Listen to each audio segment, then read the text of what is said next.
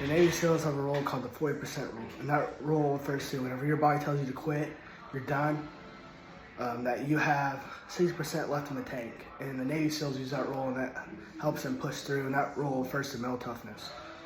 And I think mental toughness is my best quality, and I've shown that through how I've dealt with my injuries and how I've bounced back. So it was the beginning of the summer last year, my junior year of high school, and my baseball team just lost a heartbreaker in the state championship, and I had to go back to a football workout, which is terrible. And so we had workouts in the day, during the day, like in the morning from around 8 to 10, and then we had 7-on-7 Monday nights. So it was Monday, my first day back. I had a great workout, great day, and then I had 7-on-7 that night. So I was going 7-on-7, and I realized I forget my blue shirt. So I have to go back real quick and get my blue shirt and hurry back to the field. And as I walk onto the field, they're already stretching out. They're already ready to play. And the coach said we have 2 minutes left to play, and I was freaking out. My muscles were cold, and I had no time to stretch. So the game started. Second play in, I had to go in, and I was freaking out. I was feeling like I was running in quicksand. That's how tight my muscles were. And so I did good first play. I swatted the ball down. Second play, the person I was guarding goes in motion, and I'm following him. And I'm just reaching out to go swat the ball like this, and I feel a pop in my hip.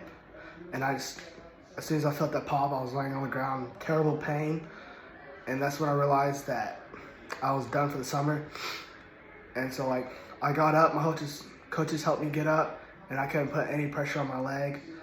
So I went to my mom, told her that I couldn't put any pressure on my leg. So we went to the ER, and we went to the ER as fast as I could. I was just in pain laying down in the car. I was in the back seat laying down because I couldn't like straighten out my hip, like sit it down. So I was in the back of the car laying down, and we went to the ER, and then we found out that I fractured my lesser trochanter, which is the hip flexor. The hip flexor muscle is attached to that bone, and my muscle was so tight that the hip flexor just snapped the bone off, a little bit of the bone off. And I was out for 12 weeks, and it was tough at first, seeing all my friends play the sports I loved. I mean, it was very hard for me at first, but I knew I just had to bounce back. And and I did that. I mean, I went through rehab.